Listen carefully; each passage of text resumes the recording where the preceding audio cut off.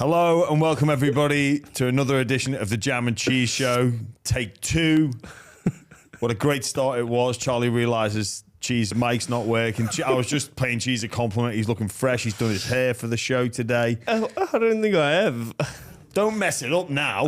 Well, I don't feel fresh. That's what I'm saying. But I appreciate the kind words. Now you're looking good, mate. How's everything going with the recovery, the rehab?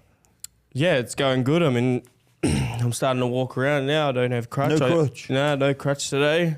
Don't even have the brace on, to be honest. Bad boy. But, yeah, I had a big weekend. So I got back from Brizzy.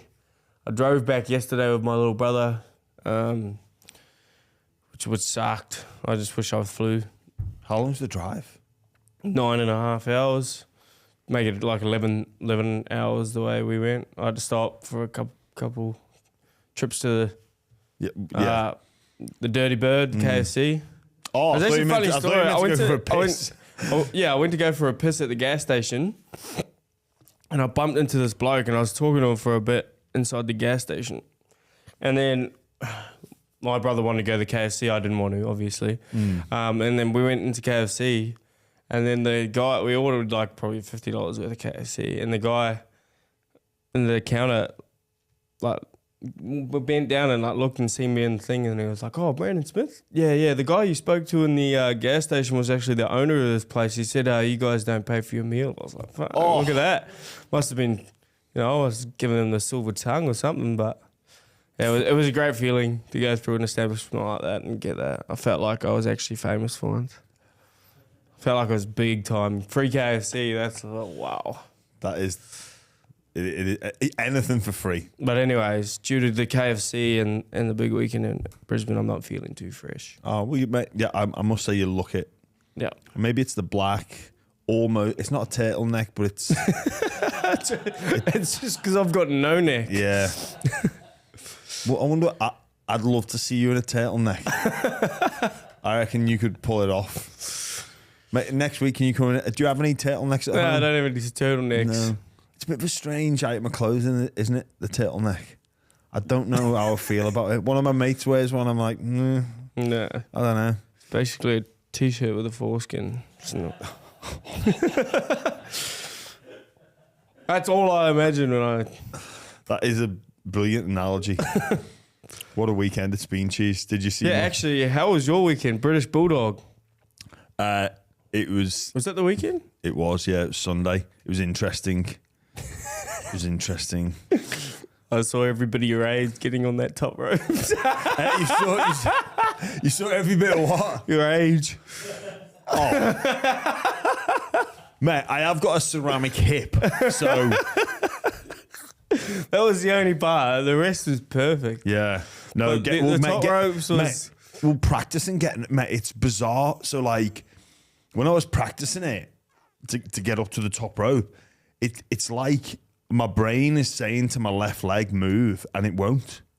It's absolutely insane. And there's no nerve damage there, but I'm going, just move. It just won't. It won't go because it doesn't... It must doesn't be, want to go. My brain knows that it won't go, or my leg's just going, I'm not going to embarrass us here. So I have to be really, like, conscious moving my left leg. Even though, like, knocked a marathon out, like, some things, like my left leg just won't want to go. It's nuts. It is actually kind of difficult to try and explain to people that this left leg just will be like, nah, we're not going. I'm telling it, fucking move, get up, and it won't. But Cheese, it was. I'm glad I did it, but oh my god, I just at a whole rate. I was before I was like, what am I doing? Was it cringe or was it just like a nerve? I kind of felt a bit out of my depth. I kept like thinking, what was if I mess up? Like, and I'm thinking as well, like, I got nerves. And I got to be like respectful, like the respectful of the people that I'm in with. It's like this is their thing, you know what I mean? I'm an outsider coming in. Like the walkout, I was like, oh god. Yeah. Yeah, it went well. And you know what? Like, I'm glad I did. I was always been a big wrestling fan growing up, and my mate said it. Hey, have you buried the hatchet? Is what I really want to know. With Grayson Waller? Yeah. Depends if he comes back again. If he fires back, we'll see what happens. But like I was with one of my mates who just happened to be over. We used to talk about wrestling all the time. One of my best mates from school. And he come up for it? No, he just by chance he was over. And he was like, lad, imagine saying to yourself when we walk to school, are you going to be in a wrestling match? You'd be like, oh, how good's that? And I was like, yeah, when you put it like that, yeah. Yeah. But no, it's fun cheese. I don't know if I could or would do it again. But it was good, and there were good people there, and I've got a lot of respect for them. Like they made me feel very welcome. They looked after me as well, which was good. So yeah, big shout out to them. No, I mean the PWA people. So big shout out to them for helping me out through this little adventure. And I know I don't mind doing. It's funny, like when you get to retirement age, or not retirement age, but when you finish playing cheese, it's just weird the things that pop up to you and things that you, especially in off season, mate. It's a delicate time of year.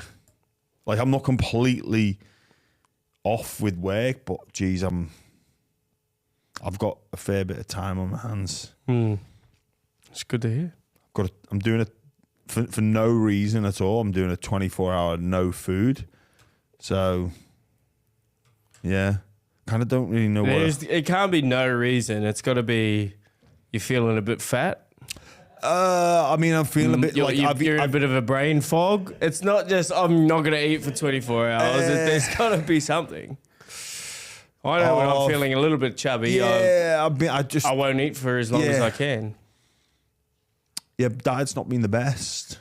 But the problem is I pump the coffees when I do the fast because you pump them and you start getting a bit jittery because you're not only not eating, you're drinking shitloads of coffee. So. Yeah, I guess, there probably is. The reason is... What's your longest you've ever done? This will be it. 24 hours? That's rookie numbers, man. Yeah, I know. Yeah, well, again, it's this... you hear ideas, and I'll try that. And then I'm thinking, like, this is...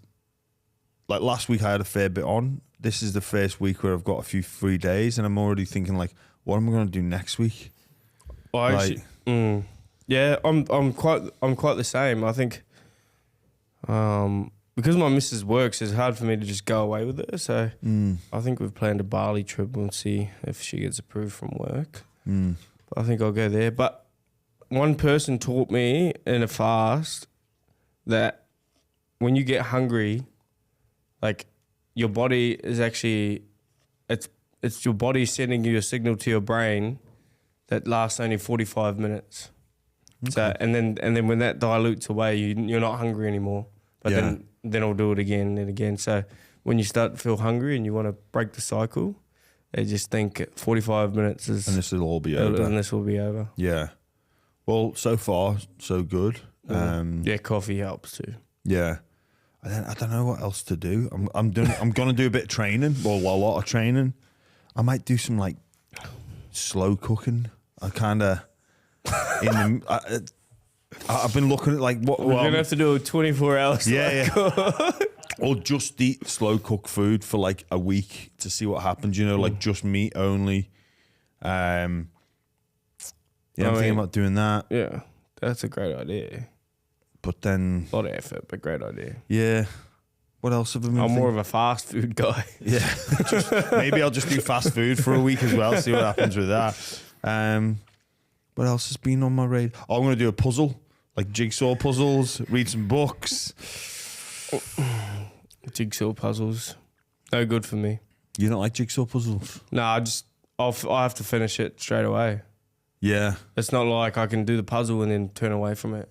Oh, yeah. I'm in for like a 6-hour stint. Mate, you know what? Slightly weird doing a jig when you hit a bit of a wall and you're like, oh, and then you find a piece that fits. You kind of like, yes. Yeah.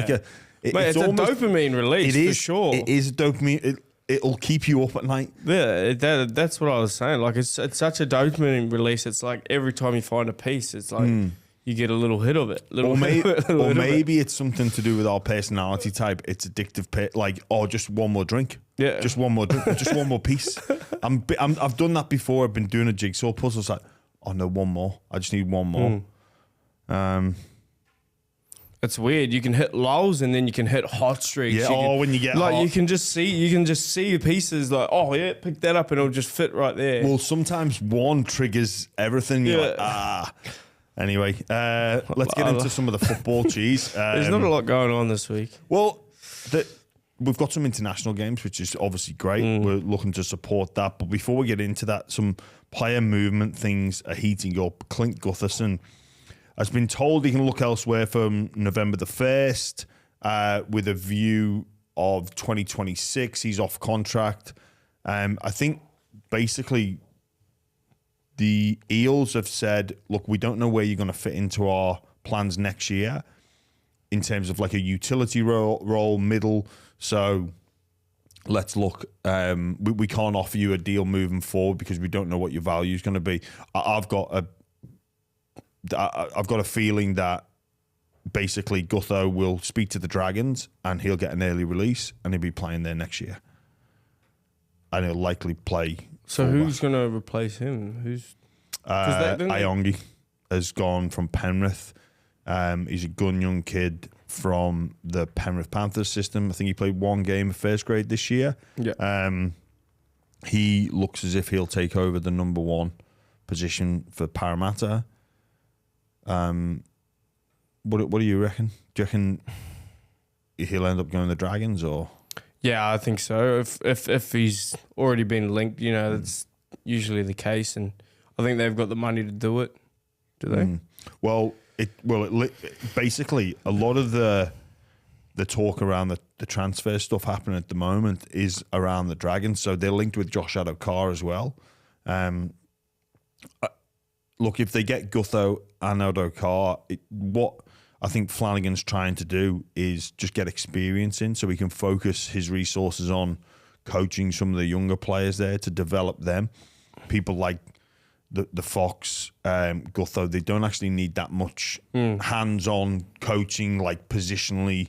They don't need to, you can say to them, boys, we're going to change and we're going to do this game plan. And they go, oh, right, yeah, okay, I know what you mean. They don't need too much actual hands-on coaching. They're not a drain on resources. That's the great thing that experience buys you, that you don't have to spend too much time with those players. They almost run their own ship themselves. But then I think in terms of salary cap, they're looking to maybe let Ben Hunt go, who isn't off contract till the end of 25. They fought so hard to keep him, but it appears as though they're not going to offer him an extension.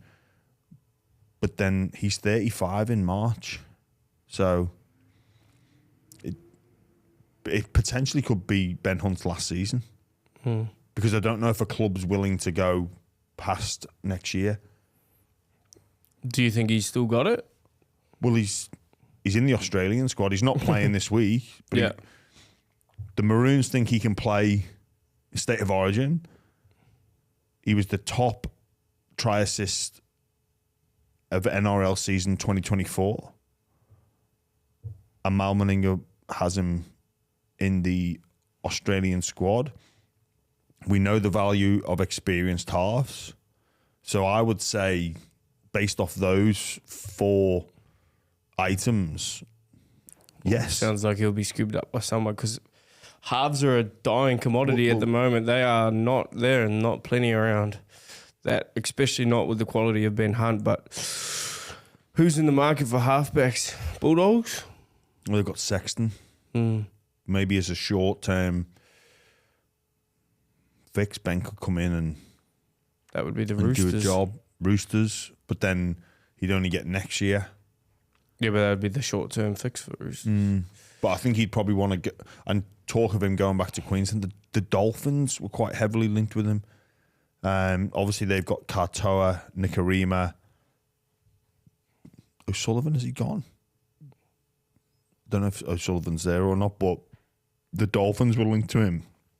And obviously, he's from Queensland, so. What about South Sydney?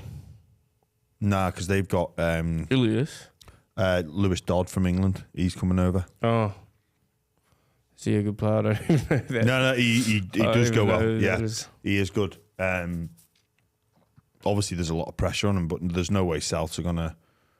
I don't think Souths could afford him. It's going to come down to who can afford him. The Titans have been mentioned, maybe releasing Verrills, but then I don't know who played dummy half. They've unless Ben Hunt went and played hooker for the Titans, which I don't think he will. I think he publicly spoke about it not wanting to be a hooker, but who knows? It just doesn't. I think for me, the danger for the Dragons for letting him go is where do their points come from next year?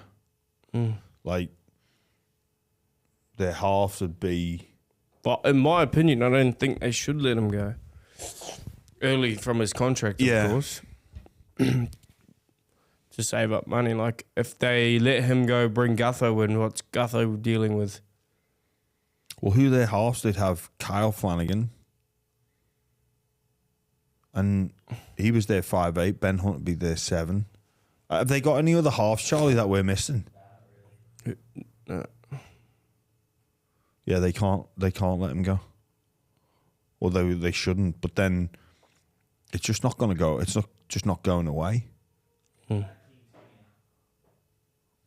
Who? Yeah. Okay. Yeah. Speaking of Souths and Ilias, he's been linked with a player swap for Jackson Hastings. I actually think that would be a good move for Ilias to go up to Newcastle. They've struggled. A good move for Ilias, but is it a good move for the Bunnies? Well, Ilias isn't going to play at Souths. Yeah. But I mean, is Jackson Hastings being... I don't know why he has like a reputation. I had him. He was in the I don't know Great Britain squad. I've met him heaps, but I don't know why he's got like it's one of those weird ones. Yeah.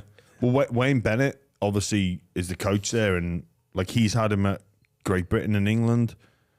So, but it's like you never talk to someone directly about him.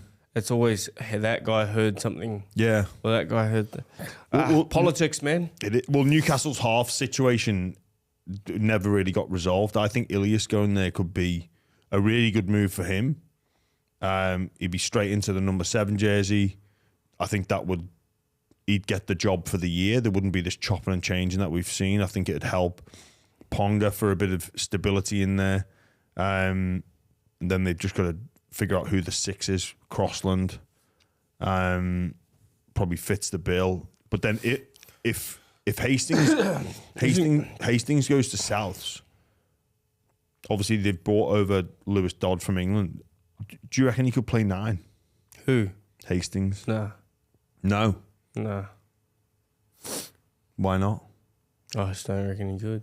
Why is it that hard to play? No, I just think it's like he's quite a big lad. You know what I mean? That's what you'd want, though, no? What? No, like tall. It's not. Do you not have tall dummy halves? No, name one tall dummy half. Harry Grant. He's not that tall, though. Mate, he's way taller than me. Is he? Yeah. I don't know if he wants to play dummy half anyways. Well, he's not going to go and play 7 there, so why? Who? We're at? No, at South. Oh, at South. Because they've signed Lewis Dodd and Wayne Bennett, despite Who's what... 6? Walker, yeah. Well, he's not playing there, is he? And he's not... Hastings is not 6. Locke? Murray? I don't know. Maybe he could, but I just feel like he's a bit tall. I don't know if he's that tall. He's at least 6'1". Nah, he's not. Okay. No. He's not. He's not 6'1". Is he not? 6 foot? Is he? Is he 6'1"? Nah, he's not. Just because it says it on the internet, Charlie, doesn't mean it's true. No, but I know I'm a comfortable 6 foot and he's a little bit taller than me. Are you 6 foot? No, but it's good. Nice to dream. Right. With maybe boots on the concrete, yeah? Yeah, studs. Yeah. Yeah. Well, look, the That's my only fucking. That's my only debate, though. I don't have anything else for you. No, he can't do it. It's too hard. He's too tall. That's all I've got. That's heightist. You get accused for being, mate. I'm telling you, discrimination against tall people. But I bend over. Respectfully, yeah. I bend over 98 times a game to 100 times a game. And when you're 6 foot, those hammies are putting a lot of strain. Trust me. My transition from lock to hooker my first year, my hammies were fucked. Really? Yeah, it was just like having to bend over. It's not nice. Is it that hard to do? It's that hard. Oh, you couldn't do it. No, I'm not saying. Yeah, remember, my brain won't talk to my left leg. Mate, Jared in the World Cup last year, in 2022, he done his hemi bending over to pick the ball up. That's how. What, like? It was against Ireland. Ireland had knocked the ball on. Oh. They knocked the ball on. Jared's walked over, bent over to pick the ball up, and just gone twang, and then looked over and just walked straight off the field. Yeah, but that's an age thing as well. I'm just saying. And he's what? Jared's like 115. Yeah, Jackson Hastings would be under 100 kilos. Oh, there we go. The best dummy half ever. 6'1". He's not 6'1". Close. If it says it on the internet, it is true.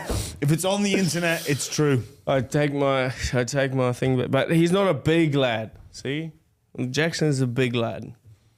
All right. Well, I guess we'll see what happens. It's. He probably could. Will he want to? Can he do it well? We'll never know. Well, he needs to get out of Newcastle because he's not going to get a game there. I think that's pretty clear. And Ilias needs to leave South because it doesn't look like he's going to play there either. Because they're not going to bring someone from England to play them in reserves. I can't imagine. So I guess we'll see. The World Cup Challenge, Nathan Cleary. What about this for an idea? Like the game's best player. And he goes, well, let's just play the World Cup Challenge at Magic Round. Genius. Is it? I think so, yeah. Like if they can't play at the start because both are going to Vegas. So it's a good idea, but they'd need the bye, wouldn't they? Yeah, well, the draw's not out yet, so they could schedule the draw to give Panthers the bye in Magic Round and put that game on as part of the Magic Round. Yeah, it's a good idea. So that would mean 9 fixtures. So you'd go maybe a Thursday. They did the Thursday night previously. So maybe do the World Cup Challenge on the Thursday and then do 2 Friday, 3 Saturday, 3 Sunday. You'd also have to give them the bye the following week, I'd say. The Panthers? Yeah, well, they're losing a bye then. Yeah, but so they just get... You know what I mean? Like if they're going to play on their bye, that means they're losing a bye. Well, that's fine. To rest their players. Yeah, well, they by the sounds of it, I think they'd forego a bye. Yeah. So it wouldn't affect the competition in any way, shape, or form. So they would schedule a bye. I guess, but I just think if they get injured in that game. Yeah, but what happens if you get injured in train? What happens if you get injured bending over to pick a ball up like Jaggery Hargreaves in a game against Ireland? This game has been added in. It's an extra risk. For no reason. Yeah, but the reason is you get to win the World Cup Challenge. That's the reason. Yeah, I like the idea. You oozing enthusiasm about this World Cup Challenge game, Cheese. No, I'm trying to think of the logistics. But that's not for you to worry about.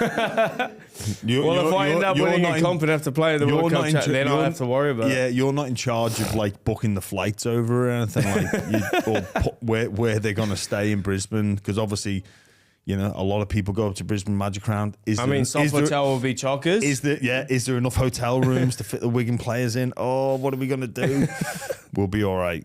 We will be all right. Actually, I think it's a good idea though. Yeah, I would. It'll put bums on seats. Of course it will, and Penrith fans would love it. You'd get more English coming over as well. that already come over to support and watch Magic Round. I've already seen, like, not massive numbers, but there are enough English that come. The Wigan fans would turn up in their numbers, and then they get to experience NRL. Like, it would be a massive incentive for any British Rugby League fan to come over. They won the last World Cup challenge, didn't they? They did. They beat Penrith at the start of this season. So, actually, their CEO, Chris Radlinski, who's a legend of a player, doing a fantastic job there. He said on a podcast, he was talking about Nathan Cleary, that he wouldn't take him. How good it was that, you know, he was at the game, what a player he is, loves the idea, but he's like, he wouldn't get in our Wigan team. Well, Chris, I respect what he's saying about Harry Smith, who's a great player, but if Nathan Cleary became available and declared that he was going to the Super League, obviously that's been some of the chatter, which is he's not going to do. But let's say he did. The Wigan fans, they'd be uproar if Wigan passed and he went to St. Helens, Warrington, Leeds, Hull, wherever it is, Catalans. If Wigan were just like, they had first crack and he said no, there'd be absolute uproar. Yeah. He's the best player in the world. Yeah. He plays 7 in any team. Like, it'd be worse than, you know, when Cooper Cronk got made available. It's like everyone just goes, how can we fit him in? Like, literally everyone did that in Sydney. He said he was moving to Sydney. If Nathan Cleary said he's moving to England, every single side over there goes, how can we fit this man in? Yeah, I agree. But I reckon it would be a great idea. Just on the Cleary family, I've got to give a big shout out to Ivan Cleary, who's been very public the past couple of days, weeks, about his battles and struggles with mental health. Something I've gone through myself. He spoke about, you know, having that medication, which again I have been taking, and it has absolutely worked wonders. So big shout out to Ivan Cleary there. And, you know, it can be a bit of a stigma with men to talk about their feelings and actually get the help that they deserve. But I can't say enough positive words about Ivan Cleary. For a man that's won 4 premierships in a row, is now in line to be one of the game's greatest ever coaches. For him to come out publicly and, I guess, normalise this issue that a lot of men struggle with at different points in their life. And, you know, with Ivan, it certainly appears as if it was situational, and that's fine, because a lot of the time it is. We go through a major trauma in our lives. Sometimes we can explain it, sometimes we can't, or you're just feeling like shit and you just can't get out of bed. Well, you know, if it can happen to someone like Ivan Cleary, that's got a team of staff that supports him, and, you know, he's got one of the best jobs in the world. If it can happen to him, it can happen to you. So get the help that you deserve, because it is there, it is available. You can get better, you can get on the pathway to recovery. It's not always linear, but there'll be bumps in the road. But well done to Ivan Cleary. I can't applaud you enough for what you've done for men's mental health. Into the Pacific Championships, Cheese. Internationals, one of my favourite times of the year. I loved being in camp. How about you? Yeah, I could imagine you'd be an interesting cat in camp. Yeah, I think I've won, like, if there was an award for biggest pest on ground, I think I've won 6 in a row, maybe. My Panthers are coming for my record, but yeah. Yeah, I mean, I love the overseas camps. I don't know about the camps inside Australia and stuff like that, I think, but the overseas camps are always amazing. I mean, I love England. I love it. I love everywhere in Europe pretty much, just because it's so bloody different over here. Yeah. And it's impossible to get kicked out of a pub in England. Like, it's impossible. Yeah, you do a loud fart, you can get kicked out of a pub. No RSA in England, you actually can't. Like, it's actually, you could. I applaud you to go try get kicked out of a pub without starting a fight or. Yeah. You know what I mean? Well, they don't have RSA there. What, responsible service for alcohol? Yep. No, they don't. That does not exist. In fact, they encourage you to drink more. Yeah. That's what I mean. So you go to the bar and you slur your words, they put a gold medal on your. Well, on your chest. Over there, if you go and say, "Can I have vodka soda?" would you like to double up for an extra £1? Okay. Yeah. Yeah. Do you ever go to a bar, which this would never happen in Australia, certainly not Sydney? They'd serve quad vods.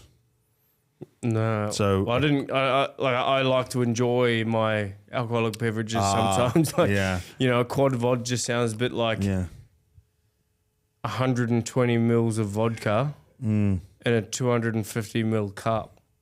It doesn't sound good. No, very strong. A lot of the time, if you put ice in the glass, it's basically the quad vod with Coke is just literally just the Coke tap goes and you're like, oh God.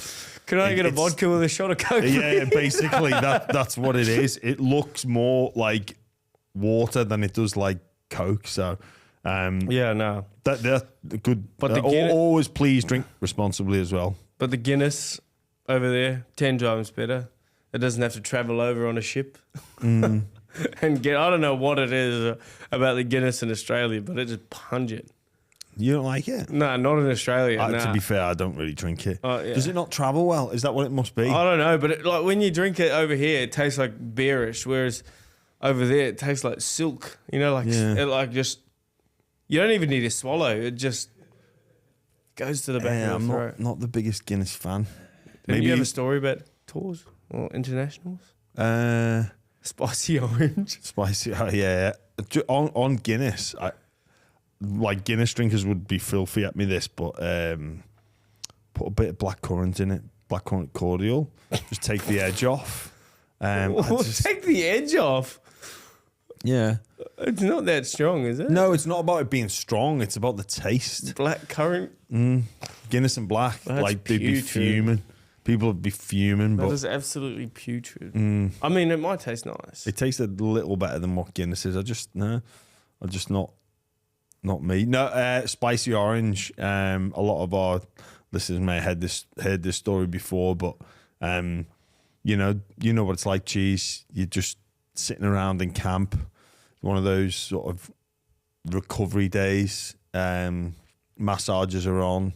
People in the team room just sort of mucking around a little bit, and the hotel staff start setting up for the dinner service. I guess just dinner. And they put the condiments out. Out comes the Tabasco sauce. So yeah, we decide we're going to rim every glass on the table. No particular target intended. Just let's see who potluck basically. So pour the Tabasco sauce into a plate.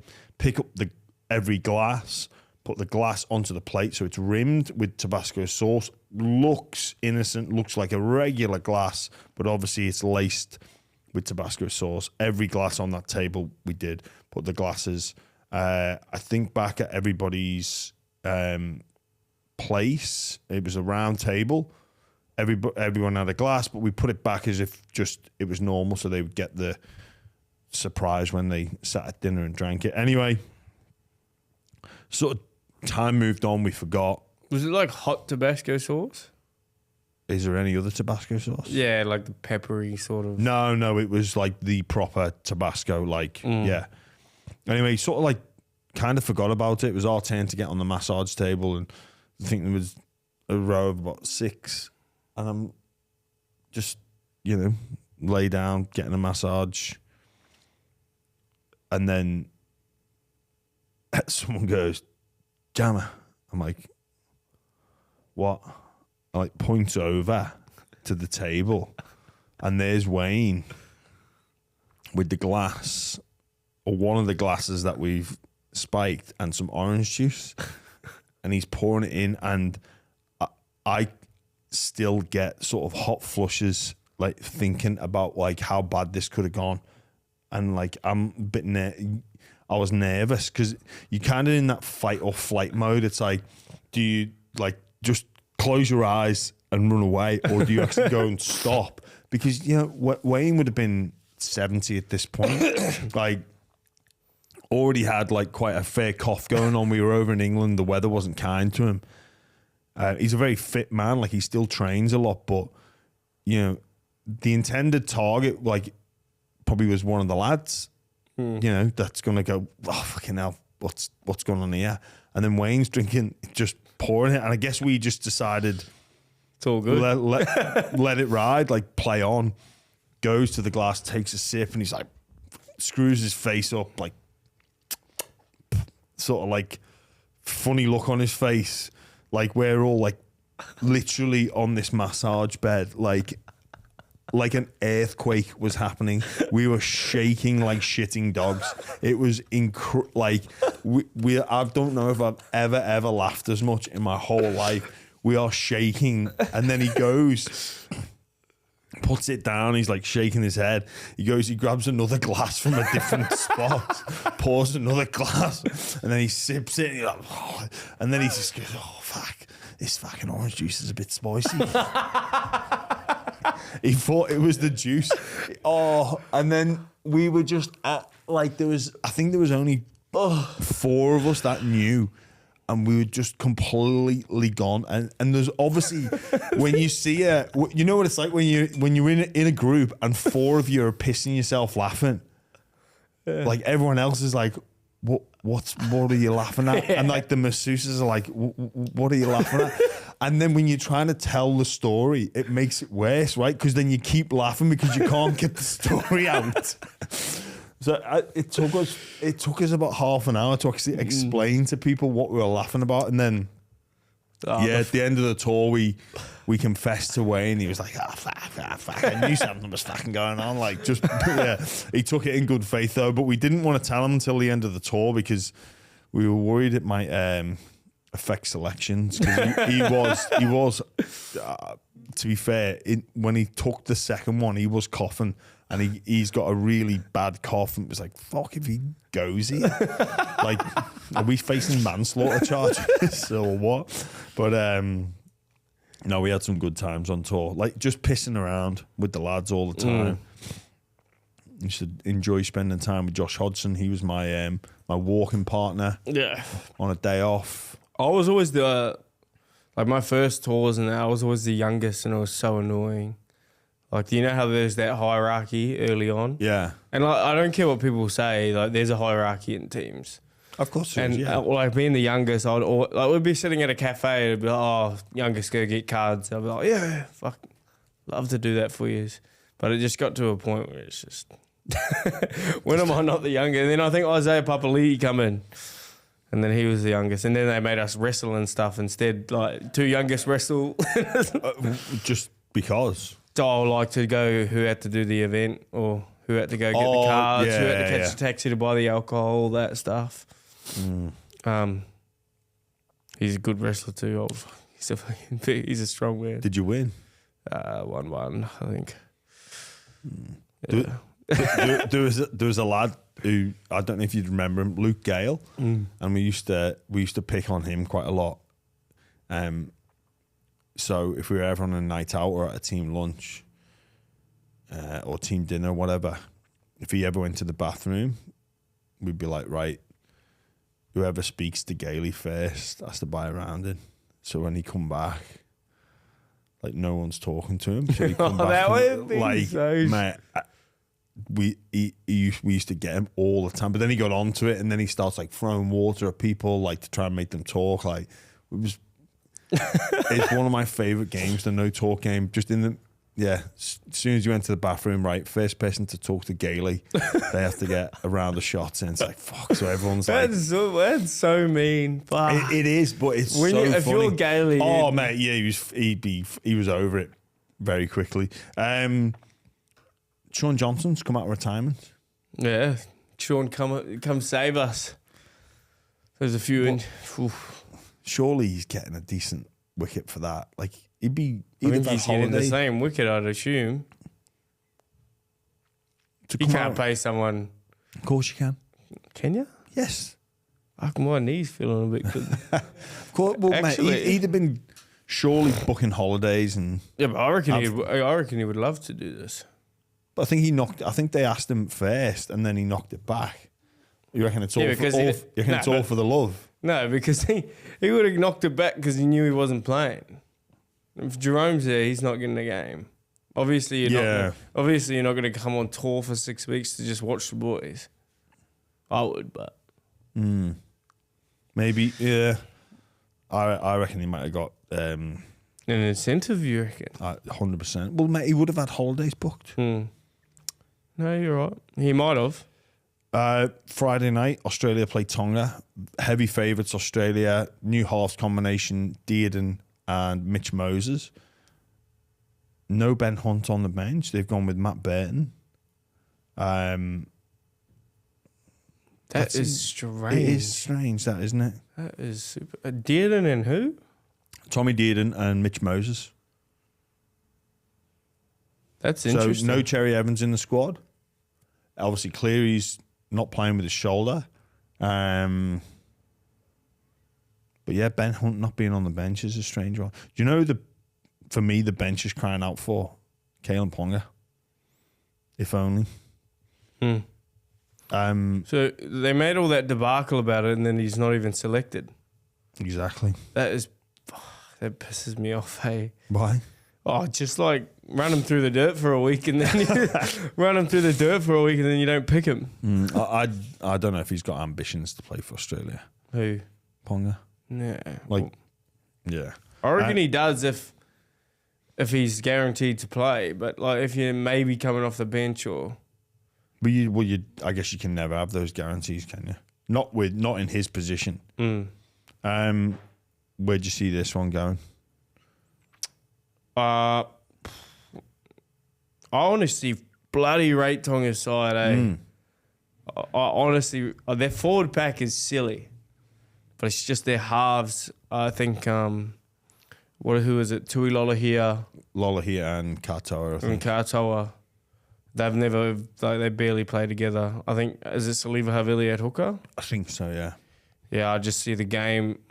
No, you can have the best forward pack in the world, but if you don't have the halves that take the... I'm not saying they're bad halves, but if you don't have the halves that have a kicking game, that can turn a team like Australia around, put them into bad positions, I think the game's won by Australia.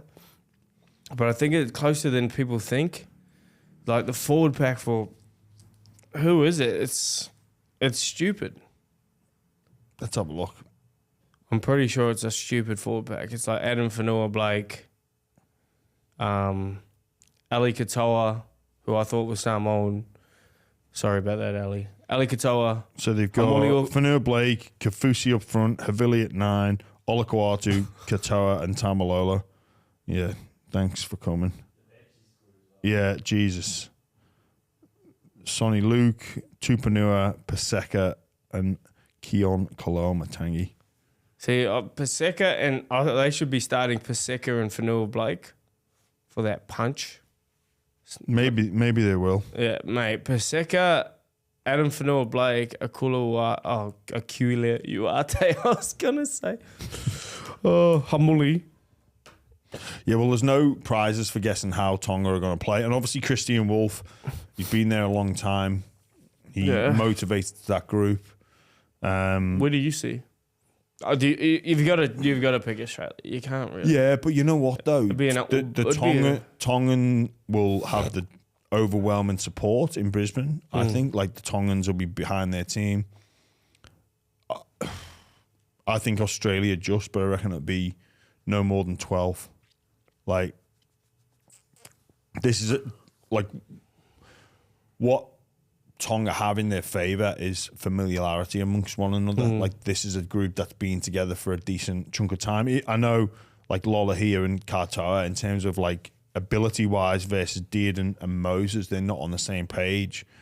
But this team of Tonga is well accustomed to one another. They know what they're playing for. Where you look at Australia and there's a lot of new faces in that team, a lot of players that haven't played together before.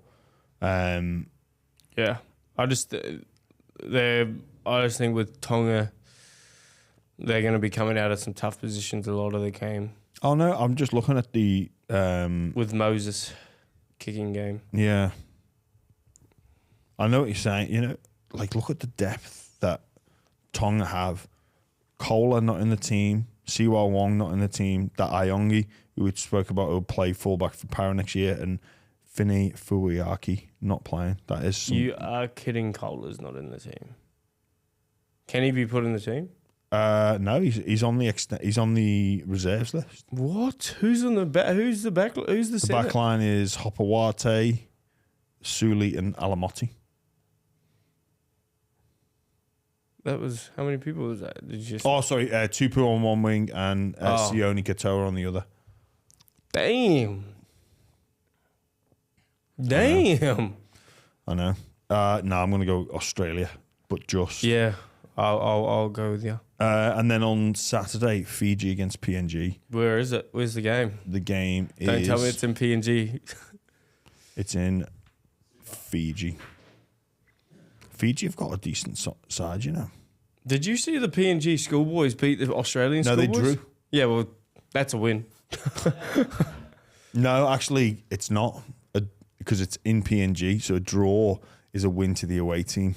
Yeah, but also it's the Australian schoolboys team. How many schools are there in PNG? But so when we played at academy, they scored in the last 20 seconds too. Did they? And the Aussies' first try was forward pass was an absolute Tom Brady. Really? Mm. Well, when we used to play in the academy, when we were on like win money, loss money, so it was 60 quid a win, 20 quid a loss, and a draw would be if we were the home team, you get loss money. If we were the away team, you get win money. True fact. Yeah. So no, it makes sense, but technically, but when you're the Aussie schoolboys team, you shouldn't be drawing with, unless the PNG schoolboys were not schoolboys. Not schoolboys, yeah. Mate, would that happen to us against France? Mate, that's happened to me before. I played against. Who did you play? There's a school called Abergarie in Townsville. I don't think it's in Townsville, but it's a. Mate, these people. I was like under 13. They had beards and stuff. Hey, I was like. That happened to us. England under 15s. We were meant to play France under 15s, and if they were 15, I'd give it up. They have not done. Did you win? I can't actually. I honestly can't remember. I remember it being officiated like farcically. I don't even know if that's a word, but it was farcically. It was an absolute. It's an absolute farce. It was honestly, it was embarrassing. So this friend, we had, I think, 2 players sent to the sin bin like for no reason, and our coach just went, put one of them back on. And then the referee, I can remember the referee starting to count and counting, and then he called over our captain, sent him off because we had an extra player on the field. It was a fucking joke. And then after the game, they're all like driving home with their missus, the player and the kids and big beards. It's like, come on, guys. No. Yeah. But I've also been a part of teams like that. I think when I lived in New Zealand, we had this big ass winger named Reps Makpusanga, and when I played, I was only 14s or 13s, but he had a kid, so I've also been on the good end of that. And he was an absolute monster. He's like Manu Vatuvai. It's just every time you got the ball on the wing, he'd score. So I'm going for Fiji in this one. Yeah, I'll go for Fiji after my side story. Well, geez, we're going to talk about the women's international, but more so the fact that Olivia Kernick has been snubbed as well as Keely Davis. So, mate, mate, this is shocking. Yeah. Like, Olivia's Dally M winner. They both won the comp. She should have. Oh, she was close to winning the Clive Churchill. I think she scored she scored. Is it the Clive Churchill win? I don't know. No, but she scored the game winner anyways, or the game sealer. She's an absolute gun. How is she not in that team? I don't know how it works. Like, you know the Prime Minister Women's? Can you still make the Jillaroo side? Because even like people like Jamie Chapman, like they didn't make the Jillaroo side, I don't think. Look, obviously it speaks to the quality of players that are there, but she's the best player. Yeah. Like. Yeah.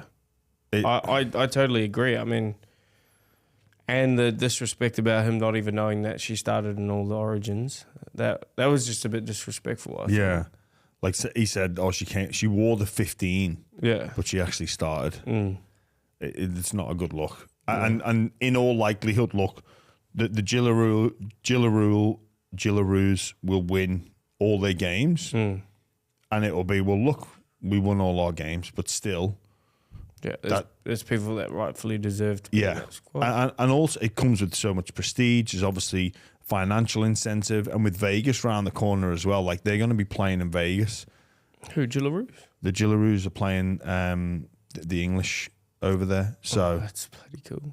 Like they're part of the 4 games that are over in Vegas to launch the season. Like you miss out on an experience, or potentially miss out on an experience like that. Like what can she can't really do anything now to get herself in the frame for the Vegas. Like that's who an was picked opportunity over her, do we know? I think Kezi Apps was one of them. I don't know off the top of my head, but you've got to find room for her in the squad. Yeah, even in the bench. Like somewhere. How many people get picked? Like, is it a 25 woman? I think it's. How can the Dalian medalist not make 25? Well, look, in terms of like it happening in the men's, Benny Barber, when he had that breakout season in 2012, he didn't get picked for Queensland or Australia. But I mean, look, they had Billy Slater there. Like, but this Olivia's performances just like you have to pick her. Like she plays in the forwards as well. Like a specialist position like fullback, you can make a case that like the incumbent keeps it. But like in the forwards, you've got to find room for them. Anyway, we'll get on to burning questions. We're looking at the Dolphins and the Cowboys cheese. We're going to answer the burning questions for 2 NRL clubs each week. And today, like I said, we're looking at the Cowboys and the Dolphins. Can the Cowboys handle the mass exodus of talent? We've got Felt, Townsend, Vinny Fuiaki, and Val Holmes all leaving. Where's Val Holmes going? He's gone to Dragons. Oh, back to Flano. Back to Flano. Yes. Yes, I think they can handle it. It a lot of those people, I think, Townsend and Felt were probably ready. Yeah. Valentine's going to be a big loss, but I don't know. I think they might put Lukey or someone, or if they've got a signing. I think they can handle it. They just need to work on their defence, and they're good. Yeah, they do have some good young outside backs, or certainly appeared to be looking promising. And obviously on the edge, Vinny Fuiaki was coming off the bench. Yeah, and you had Lukey and Nanai. So it's not that big a loss. But actually reports today said they might be in for Selwyn Cobbo, but not for next year, the year after. Yeah, depends. What's he going to go for? Are people going to sign him for fullback money? Well, they got Drinkwater there, so no. That's why I don't think they'll land Selwyn if they go for him. Well, has Selwyn got to get fullback money, you reckon? No, but if a club offers him fullback money, he's going to go. He's going to go. I'm guessing. The Cowboys are an interesting one, man. Couldn't figure them out. Like the way they played against the Dogs in, I think, round 26 or round 27 was incredible. But they just can't defend. Their defense has let them down.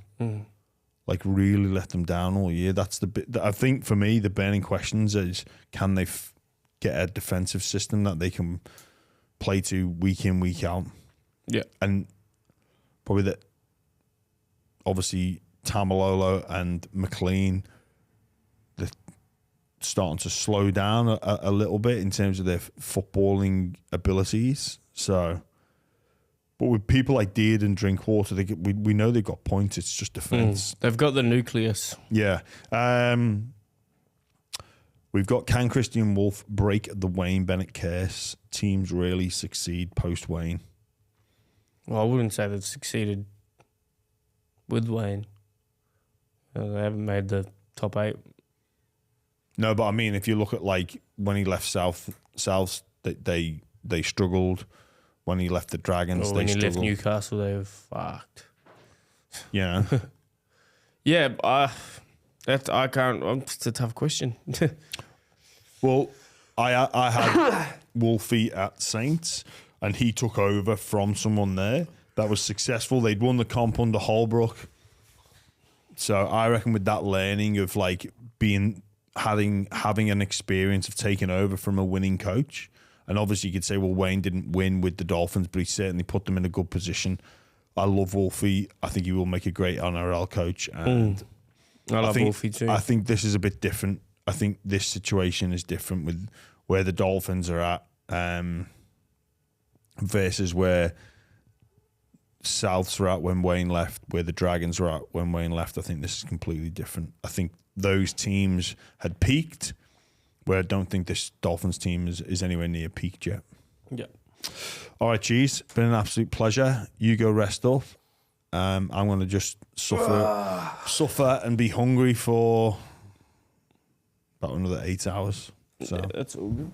Thanks, G's. All right, thanks for having me, guys. Cheers, mate.